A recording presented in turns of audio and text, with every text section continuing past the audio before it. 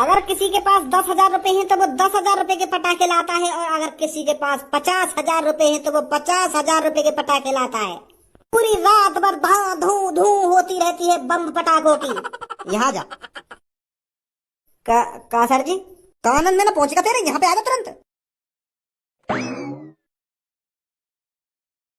हाँ हाँ सर जी।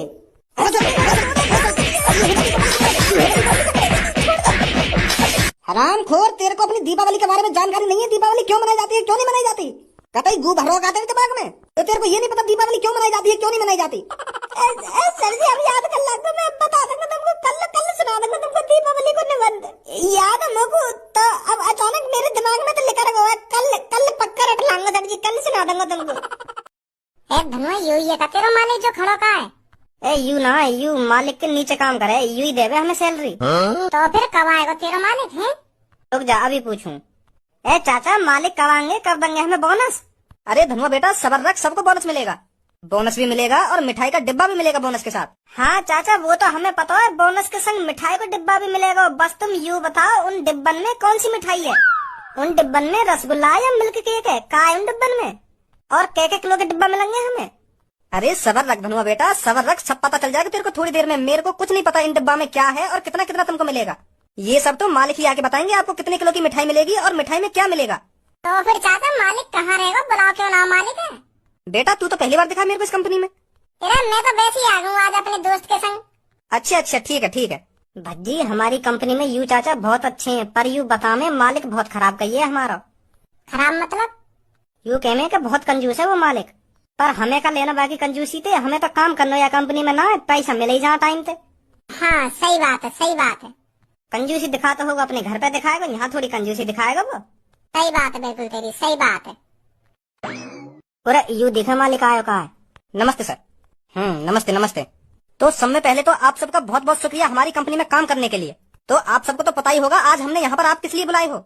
हाँ सर जी पता है, आज तुम हमें दिवाली का बोनस देंगे या लिए बुलाए तुमने हम यहाँ पे, और एक मिठाई का डिब्बा देंगे। वेरी गुड बच्चे, इसलिए आप सब हमने यहाँ पर बुलाए हो आज। आप सबका काम देखकर हमें बहुत अच्छा लगा, बहुत मेहनत करी है आप लोगों ने, आप सबके काम से मैं बहुत खुश हुआ। तो मैंने सोचा आपने हमको खुश किया है तो इस दिवाली पर हम आपको खुश कर दें। तो फिर इस दिवाली पर हमने आपको कुछ बोनस देने का सोचा है। तो फिर आप बताइए आप खुश हो या नहीं हो? अरे सर क्यों ना खुश, हम बहुत खुश हैं जो तुम हमें बोनस दे रही हो, और मिठाई का डिब्बा भी मिलेगा, बहुत खुश है हम तो। बस सर जी तुम हमें यह बात बता दो, हमें बोनस कितना मिलेगा और कितने किलो मिठाई मिलेगी और मिठाई में क्या मिलेगा?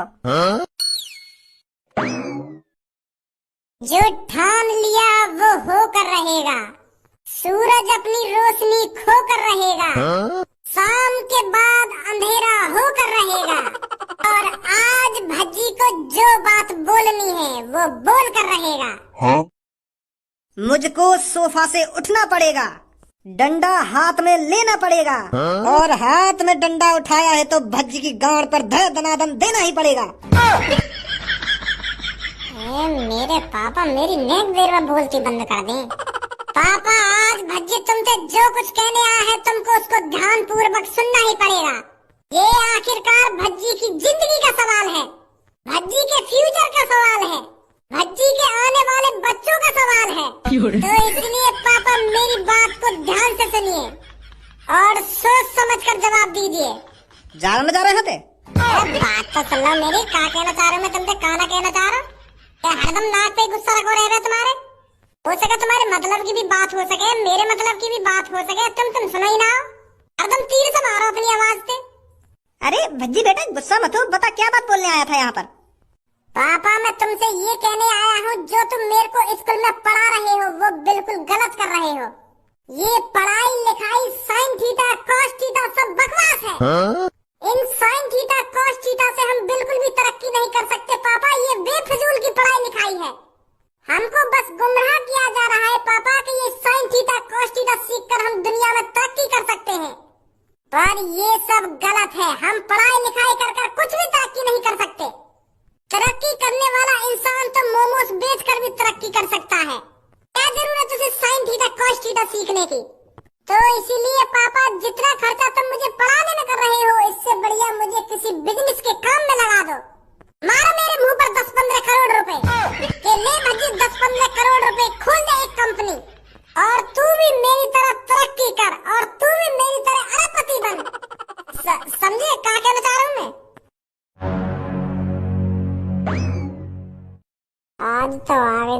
पापा मेरी बातन में अच्छी तरीका से समझा दिया आज मेरे पापा। समझ गए देखे। भज्जी कहाँ गए तेरे पापा? मैंने अभी कही ना है कि पापा मारो मेरे मुंह पर 15-20 करोड़ रुपए फेंक के मुँह लगे पैसा लेने गए देखे। समझ गए आज पापा मेरी बात है, यही मारा पैसा निकालने गए अपनी तिजोरी में थे। अब देखिए धनुआ तू कितनी तरक्की करूंगा मैं। अब देख बिल्डिंग पे बिल्डिंग खड़ी कर दूंगा और कंपनी पे कंपनी खड़ी कर दूंगा। अब जो मेरे पापा ने मेरे पर भरोसा दिखाया है ना, अब वह भरोसे पे खड़ा उतरना मेरे को।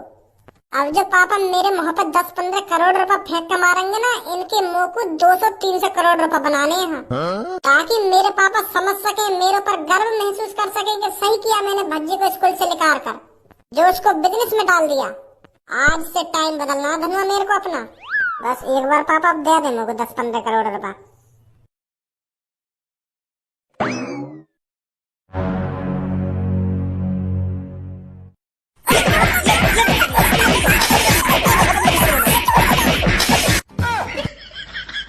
और तुम पैसा तो बिजनेस खोलने को? कौन कह रहा पापा बिजनेस की? मैं तो बिल्कुल भी नहीं कह रहा बिजनेस की।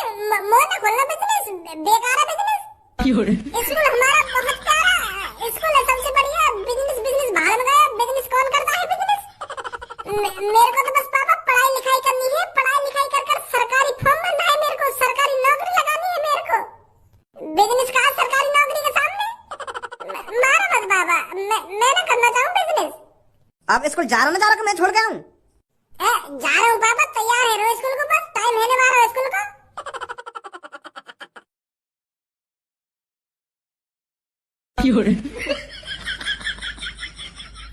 ज्यादा तो न मारो तुम तेरे पापन ने?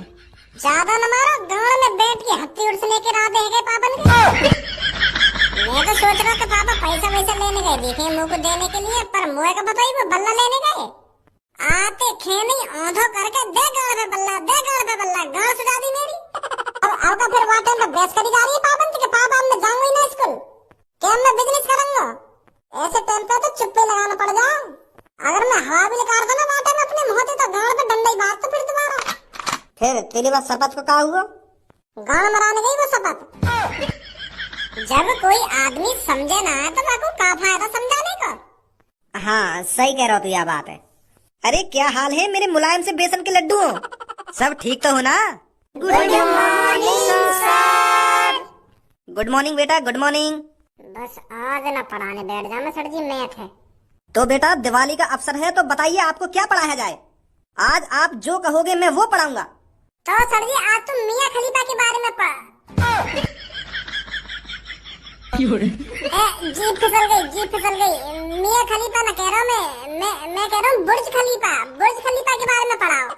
कि बुर्ज खलीफा का आविष्कार कैसे हुआ और वो कालियां बनाई गई और कब बनी, या चीजें कह रहा हूँ मैं।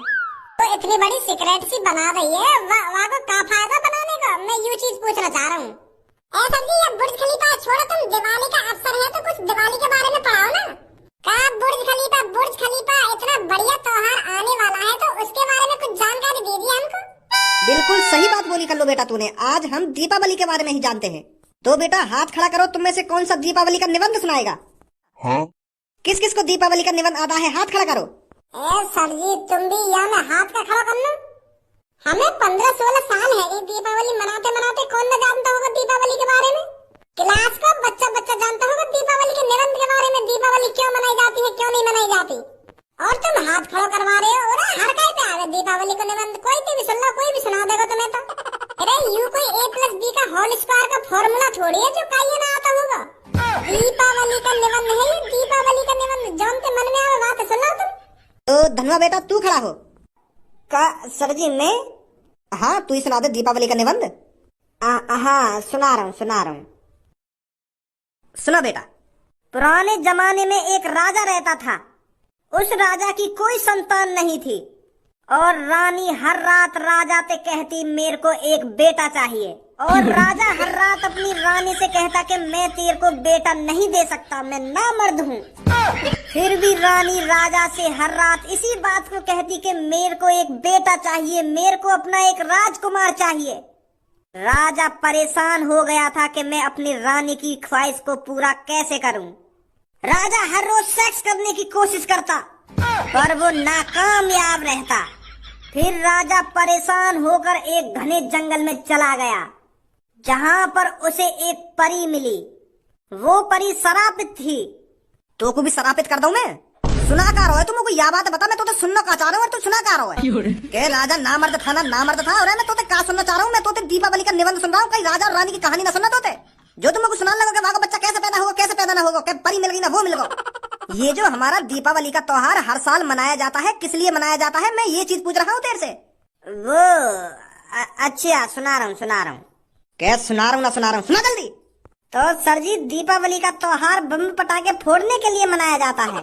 दीपावली वाले दिन हम बम पटाखे छुर्री में आग लगाते हैं और छुर्री जलाते हैं। और कोई बच्चा दीपावली मनाना चाहता हो तो वो सांप की गोली लाता है और उसमें आग लगाता है, फिर उसमें से सांप निकलता है। दीपावली का त्योहार शोर शराबा करने के लिए मनाया जाता है। धां धूं धुच धुच फुर्र चू ता। ये एक मनोरंजन का त्योहार है। अगर किसी के पास 10,000 रुपए हैं तो वो 10,000 रुपए के पटाखे लाता है, और अगर किसी के पास 50,000 रुपए हैं तो वो 50,000 रुपए के पटाखे लाता है। पूरी रात भर धां धूं धूं होती रहती है बम पटाखों की। यहाँ जा का सर जी, कानन में ना पहुंचेगा तेरे, यहाँ पे आ जा तुरंत। हाँ सर जी।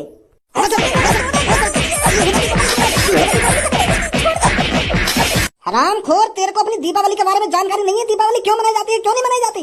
कतई गू भरो का तेरे दिमाग में, तो तेरे को ये नहीं पता दीपावली क्यों मनाई जाती है, क्यों नहीं मनाई जाती? सर जी, अब याद कर लगता, मैं बता दूंगा तुमको, कल सुना दूंगा तुमको दीपावली को निबंध। याद है मुझको, तो अब अचानक मेरे दिमाग में तो लिखा रखा है, कल पक्का रख लाऊंगा सर जी, कल सुना दूंगा तुमको।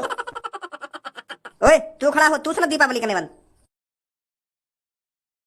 वो सर जी, दीपावली का निबंध घर में खीर पूरी। तू भी यहाँ पे आ जा।